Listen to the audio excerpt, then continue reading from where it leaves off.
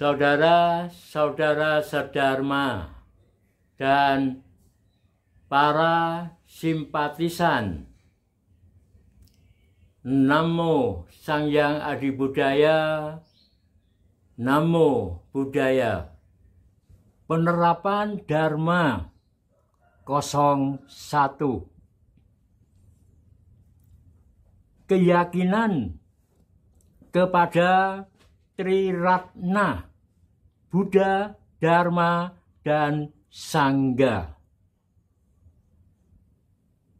Keyakinan kepada Triratna ini merupakan keyakinan yang sangat mendasar, karena pernyataan berlindung kepada Triratna, Buddha, Dharma, dan Sangha, seseorang menjadi umat Buddha. Tetapi pada kenyataannya, keyakinan umat Buddha kepada Triratna ini kurang dikembangkan, sehingga hanya berupa satu pernyataan dan dia disebut umat Buddha. Sehingga pernyataan berlindung kepada Triratna ini tidak punya kekuatan, tidak punya kekuatan bagi umat Buddha yang menyatakan berlindung tersebut. Karena kurang memahami. Memang di dalam segala pengertian harus diawali dengan memahami. Memahami berlindung kepada Triratna itu seperti apa. Setelah memahami, yang kedua harus diterapkan di dalam kehidupan sehari-hari. Kemudian barulah seseorang akan memetik manfaat dari memahami dan menerapkan segala sesuatu. Pada kesempatan ini, kepada Triratna,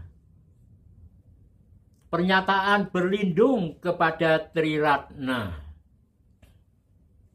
Banyak orang yang salah paham, yang mengartikan bahwa dengan menyatakan berlindung kepada Buddha, Dharma, dan Sangha, maka mempunyai satu anggapan bahwa Buddha itu harus melindungi saya, Dharma itu harus melindungi saya, Sangha pun harus melindungi saya.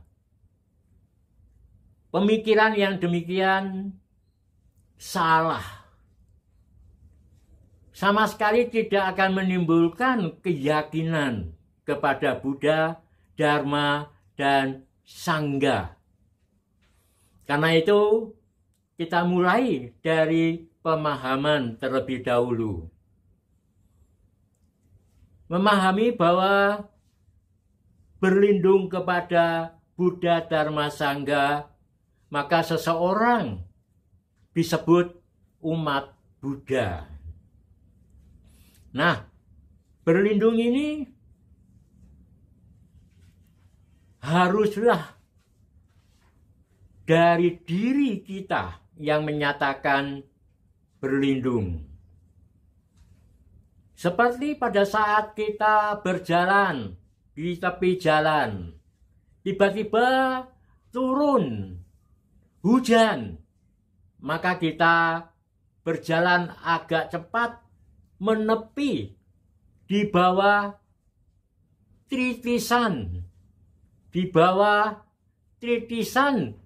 bangunan yang ada di pinggir jalan itu.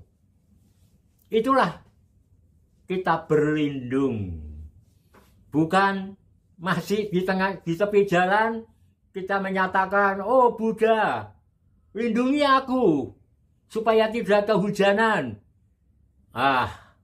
Ini salah dan malah lucu. Kita harus berlari atau berjalan lebih cepat mencari perlindungan di bawah tritisan bangunan rumah atau toko sehingga kita tidak kehujanan. Demikian pula setelah kita menyatakan berlindung dengan mengatakan budang saranang gacami. Gaca itu pergi, ami itu aku. Jadi aku pergi, saranang berlindung, budang kepada Buddha. Jadi kita ini yang harus pergi berlindung kepada Buddha, Dharma, dan Sangha. Sangha dalam hal ini adalah Arya Sangha, yaitu siswa Sang Buddha, biku, bikuni, samanera, samaneri, upasaka, upasika, yang setelah mempraktikkan Dharma, menerapkan Dharma dalam kehidupan sehari-hari, dia berhasil mencapai kesucian. Kesucian Sotapanna, Sakadagami, Anagami, dan Arahat. Pada saat seseorang mencapai kesucian pertama, Sotapanna, dia masuk di dalam Arya Sangha. Walaupun dia seorang upasaka dan seorang upasika. Kesucian pertama Sotapanna dikatakan memasuki arus kesucian, sehingga pasti akan mencapai tingkat kesucian berikutnya, Sakadagami, Anagami, dan Arahat. Pada saat seseorang mencapai Arahat, berarti tugas untuk mencapai pembebasan sempurna sudah selesai. Itu adalah kematiannya yang terakhir. Dia akan pada saat mengalami kematian, dia tidak akan terlahir kembali di alam kehidupan manapun. Berarti dia tidak akan lahir lagi dan tidak akan lagi mengalami penderitaan karena telah mencapai pembebasan sempurna.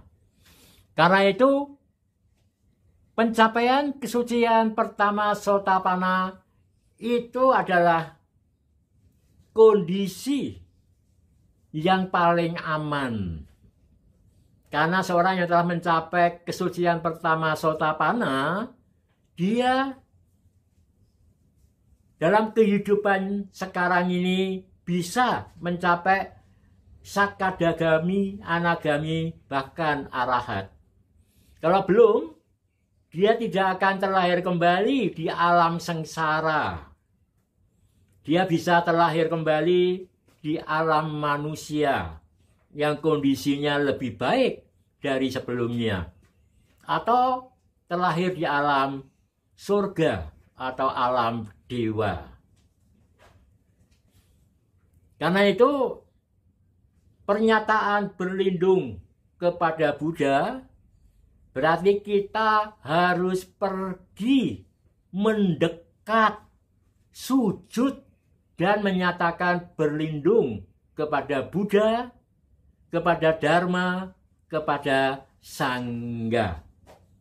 Inilah pengertian tentang pernyataan berlindung kepada Buddha, Dharma, dan Sangha. Dengan mendekat, sujud, menyatakan berlindung kepada Buddha, maka seseorang benar-benar mempunyai keyakinan kepada Buddha, sehingga selanjutnya mempunyai keyakinan kepada Dharma yang diajarkan oleh Buddha, menerapkan Dharma dalam kehidupan sehari-hari dengan rumusan sila, samadhi, dan panya. Sila, seseorang mengendalikan diri di dalam ucapan dan di dalam perbuatan, sehingga mampu mengendalikan nafsu-nafsu keinginannya yang menjadi penyebab timbulnya penderitaan. Kemudian menjalankan samadhi, meditasi, seseorang akan mampu melemahkan arus keinginan pada pikirannya. Dan kemudian dengan samadhi, sila dan samadhi mengembangkan kesadaran dalam meditasinya. Seiring dengan berkembangnya kesadaran, kebijaksanaan juga makin berkembang. Sehingga pada saat puncaknya mencapai kesadaran sempurna, kebijaksanaannya juga sempurna.